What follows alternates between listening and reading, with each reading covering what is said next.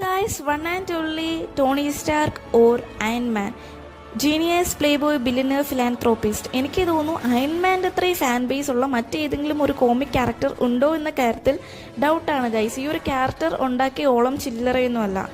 Captain America ആണെങ്കിലും black widow ആണെങ്കിലും Thor ആണെങ്കിലും ഈ ഒരു യൂണിവേഴ്സിനെ പ്രൊട്ടക്റ്റ് ചെയ്യുക എന്നത് അവരുടെ റെസ്പോൺസിബിലിറ്റിയാണ് guys.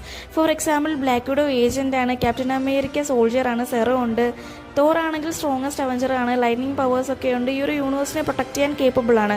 But in case of Tony Stark or Iron Man, he is after all a human being, ബില്യനറാണ്. ഒരു ബില്യനറിനെ സംബന്ധിച്ചിടത്തോളം ഈ ഒരു യൂണിവേഴ്സിനെ പ്രൊട്ടക്ട് ചെയ്യുക, ഇതിലേക്കൊന്നും വന്ന് ഇറങ്ങേണ്ട യാതൊരു ആവശ്യവുമില്ലായിരുന്നു guys. But he is a philanthropist, മനുഷ്യ സ്നേഹിയാണ് ഗൈസ്. ടോണി സ്റ്റാർക്ക് എപ്പോഴും വിചാരിക്കുന്നത് എന്താണെന്ന് വെച്ചാൽ തൻ്റെ ഒപ്പമുള്ളവരെ എന്ത് വില കൊടുത്തും എന്ത് സാക്രിഫൈസ് ചെയ്തിട്ടാണെങ്കിലും രക്ഷിക്കണം എന്നതാണ്. ഈ ഒരു കാര്യം തന്നെയാണ് ഗൈസ് മറ്റുള്ളവരിൽ നിന്നും ടോണി സ്റ്റാർക്കിനെ വ്യത്യസ്തനാക്കുന്നത്. ടോണി സ്റ്റാർക്കിൻ്റെ റോള് ചെയ്ത റോബർട്ട് ഡൗണി ജൂനിയർക്ക് ഈ ഒരു ക്യാരക്ടർ മാർവൽ സ്റ്റുഡിയോസ് കൊടുക്കുമ്പോൾ അദ്ദേഹത്തിൻ്റെ ആ ഒരു കരിയർ രക്ഷപ്പെടുത്താൻ വേണ്ടിയാണ് ആ ഒരു ക്യാരക്ടറിനെ കൊടുത്തത്.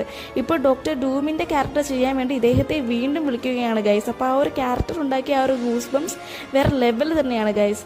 എൻ ഗെയിമിൽ ടോണി സ്റ്റാർക്ക് സാക്രിഫൈസ് ചെയ്ത് ഈ ഒരു ലോകത്തെ തന്നെ രക്ഷിക്കുകയാണ്. ഒരു ക്യാരക്ടർ ഇത്രയും സാക്രിഫൈസ് ചെയ്യുമ്പോൾ മാർവൽ ആരാധകർ ഇത്രയധികം ട്രോമറ്റൈസ്ഡ് ആവണമെങ്കിൽ ആ ഒരു ക്യാരക്ടർ ഉണ്ടാക്കിയ ഒരു ഓളം വേറെ ലെവലാണ് guys. Let's wait and see guys it's his appearance in Avengers doomsday.